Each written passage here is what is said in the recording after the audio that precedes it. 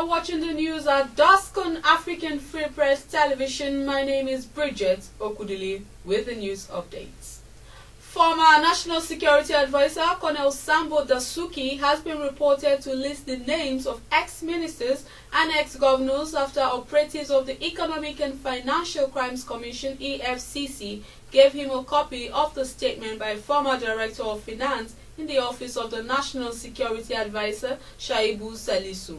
Sambo Dasuki, who said to have been shocked by Mr. Salisu's letter, which was said to have made implicating statements, and thereafter decided to reveal beneficiaries of the arms deal scandal.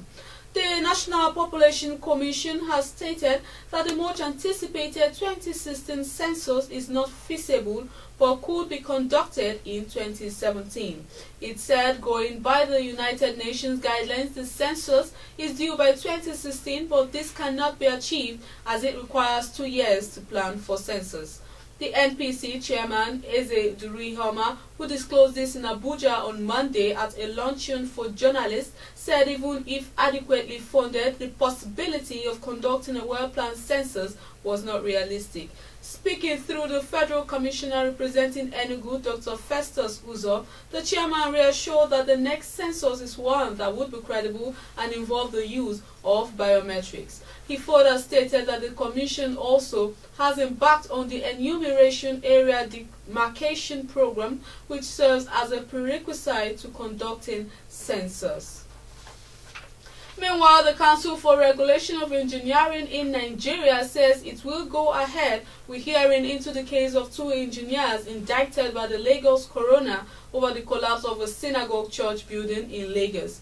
The chairman of the current Registered Engineers Investigation Panel, Mr. Nuruddin Refidandi, said this at the maiden hearing in Abuja on Monday, December 14, 2015.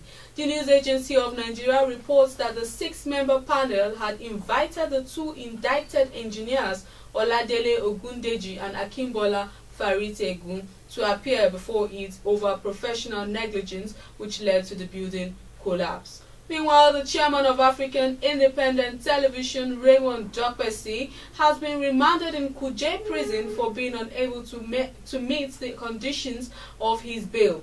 Presiding Judge Gabriel Kolawole established bail conditions requiring 2 guarantors, one of whom must be a current or former public servant of director rank or higher, and the second of whom must be an entrepreneur in possession of Nigerian tax payments for the past 3 consecutive years. Both were required to provide title deeds of landed properties in any part of Nigeria, the value of which must not be below 200 million.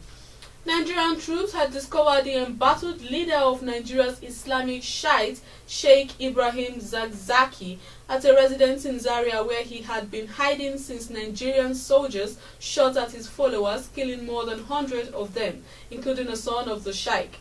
A senior military source under condition of anonymity confirmed that Sheikh Zakzaki escaped into hiding after sustaining injuries. In addition, Nigerian soldiers arrested more than 100 Shiites from different locations in Zaria and handed them over to the police. The military source disclosed that the Shiite leader was found in a bunker-like location near his residence. According to him, the religious leader looked fatigued and had an injury consistent with bullet wound.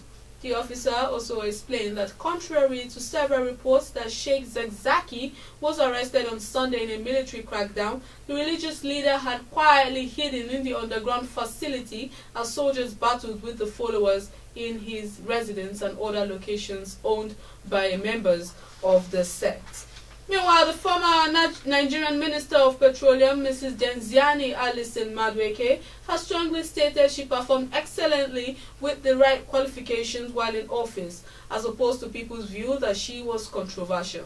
She noted that people often hate others for knowing so much and for being efficient and confident, which they mistake for arrogance. She made this known while answering questions fielded by the CEO of Ovation magazine, Mr. Dele Mumudu, in London.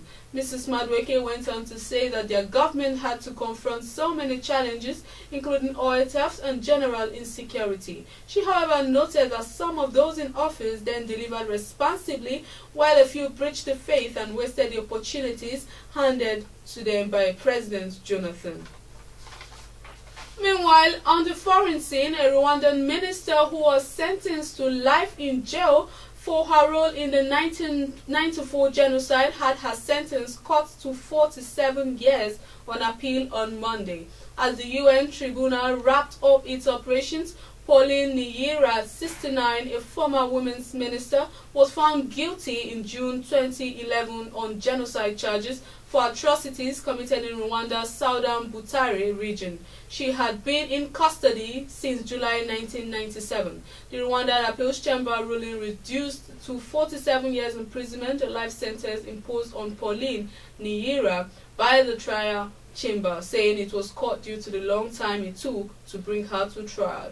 Zimbabwe President Robert Mugabe had reportedly told ZANU-PF party headliners that the liberation war was not won on the battlefields alone, saying they should not brag about their war credentials. A Zimbabwean daily quoted the 91-year-old leader as saying, "The war wasn't won by the gun alone." Mugabe said this during his closing remarks at the party conference held in an exotic resort of Victoria Falls. Mugabe recently openly acknowledged that ZANU-PF was riddled with factional wars that could shred it into pieces. According to the state-owned Herald Daily, New Zimbabwe, President Mugabe also blasted factionalism that has engulfed the ruling party in the recent past, saying that no one owns the party, while adding that the members should treat each other equally. Meanwhile, 6 Nigerians were shortlisted in Abuja for the 2015 Glow CAF Award by the Confederation of African Football (CAF). They included Coach Emmanuel Amuneke, Coach of the Year, Kelechi Nwakali and Victor Osimhen, Youth Player of the Year, Ngozi Ebere, Women Player of the Year, and the duo of Azubike Okechukwu and Etebo Ogenekaro as Most Promising Talent.